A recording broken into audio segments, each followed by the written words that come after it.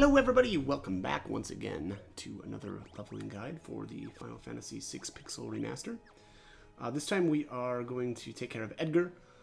Edgar I always level as magic, as I do with most characters. Here I'm starting out with a hero's ring and an earring. The rest of the stuff doesn't matter that much. Flame Tongue does add just a tiny bit of magic as well. But he starts out at level 6. Again, I'm leveling him with the Zone Seeker Esper. And then you know, as with all the rest of my characters that I leveled during the World of Balance, we are in the Esper Cave. I think Edgar ended up being my fastest character to level. He's just solid. The flash tool is amazing, and it's dependable. Whereas somebody like, you know, Gao, while doing fantastic damage with Guard Leader. Unfortunately, every once in a while he'll sneak in a physical attack, and so it's just not as consistent. But yeah, I think maybe 10 minutes I had Edgar leveled from 6 to 24. So again, very, very, very fast leveler. My only gripe with Edgar, and it's not the end of the world, but it's later on in the game, or at the end game, you know, because of the way his base stats work, he just doesn't have that much physical evasion, or actually magical evasion either. So, you know, he's kind of geared more to take the hits and actually just weather them as opposed to evade them. But with the end game gear, we can definitely really reduce those negatives, I guess.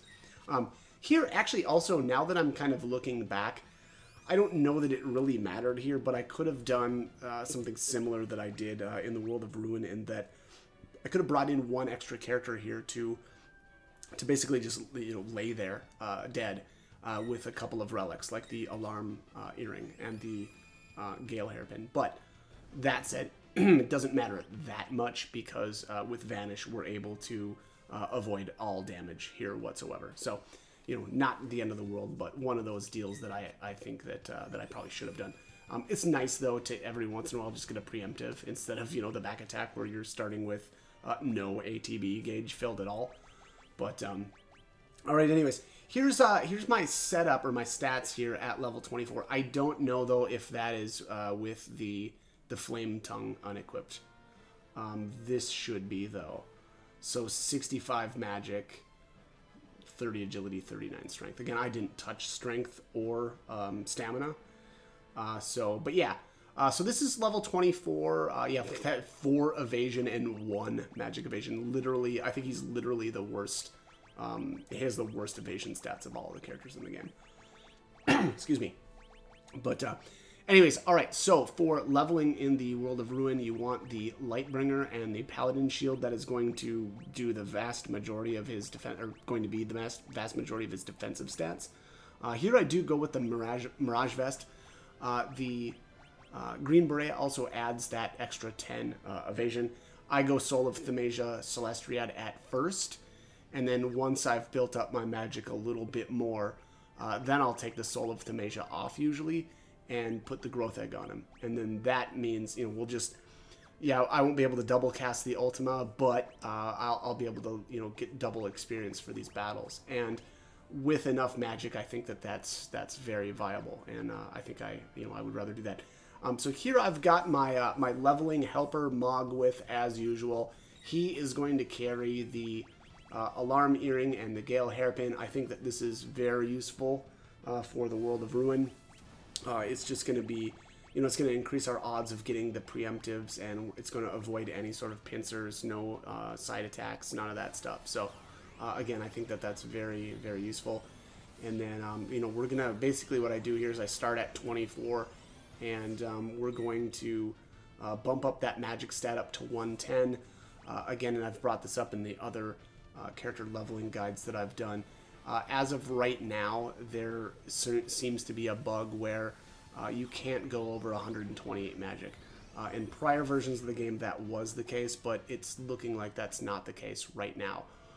Edgar also is one of those characters that if you want to get 999 MP, you really want to take a level with Crusader prior to 26. So again, I start here at 24. 24 to 25 would work, or 25 to 26 would work as well. I just don't care about MP. Same with the HP. HP, actually, it's the same with everybody, where you need to take a level from 68 to 69, 69 to 70, and then 70 to 71 with the Bahamut Esper in order to max out his HP at 9,999. And then there I did eat a wipe there, if you noticed. That's just the luck of the draw. I mean, he's got 100 and something evasion, and just every once in a while, you know, a hit's gonna sneak through. So that's a little annoying, but I still feel that this is a better area to level than the Dinosaur Forest. The dinos, you're gonna have the same issue there, where especially early on, you're gonna get one shot by most, for sure. Their I think it's their bite skill. I think it's called bite. You probably need around 3,000 health to survive a bite. So again, you know, it's a little lame, or this spot's a little lame because of that, right? Every once in a while you're going to get ate up, but it's the same as the Dino Forest. The difference here between this spot and the Dino Forest is that all of the spells here we can actually absorb, whereas Dino Forest, that's not the case. If you get a meteor cast on you, you're probably going to take about 1,500 damage, and there's just no way around that. Whereas if these guys try to use a Southern Cross on you, you're going to absorb it. So again, a little annoying with the Fallen one, but I still think that this spot is actually just a little bit safer than Dino Forest. And then on top of that, Dino Forest has Brachiosaurs. Now, if you're trying to farm Celestriads there, okay, cool, but you're also probably not leveling solo, and you're probably not going to be able to take one of those Brachiosaurs out solo. So, you know, again, I prefer to level here, and actually I farm my Celestriads in a completely different way. I don't think that, you know, I mean, you might get one from the Brachiosaurs in, like, whatever, 3 hours worth of leveling, but I usually knock that out in about 20 minutes, stealing on the belt. So, anyways, so here's the tougher fight, right, with the double Fiend Dragons. And here, again, because I'm so low level, I'm not able to do the 9,999 damage with an Ultima. So it's just going to, you know, take a couple of extra casts. But again, we're still very much safer than trying to level in the Dino Forest. You know, you know, the fact that you never know when a meteor is going to get sent your way. And that's, you know, again, until you get to, like, probably 2k HP, you're probably going to get wiped. So, here's another option, I suppose. You can use Meltdown, but I don't know why I'm not absorbing this. I should be. Whatever. Okay. Strange. Maybe Maybe Meltdown isn't actually fire damage. Let me just see here. Or is it fire and wind or something crazy like that? Let's just see. Yeah, that's why. Fire wind. So I'm absorbing the damage with fire, but negating, I think, the wind damage. So I'm not actually ending up, you know, absorbing anything. But all right, so here's level 32. I don't really know why. Okay, yeah, that's why. So I'll have a cut here of when I swapped over to agility, and that's what I do with Edgar.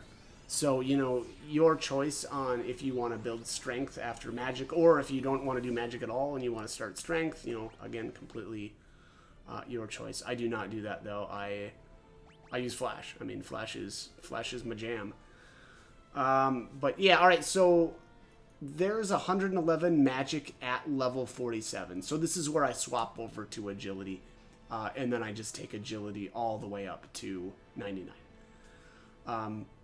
You know, again, your choice on what you want to do with your stats, but this is how I roll.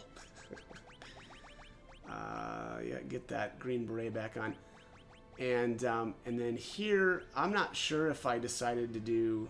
Oh, well, it looks like I still decided to double cast.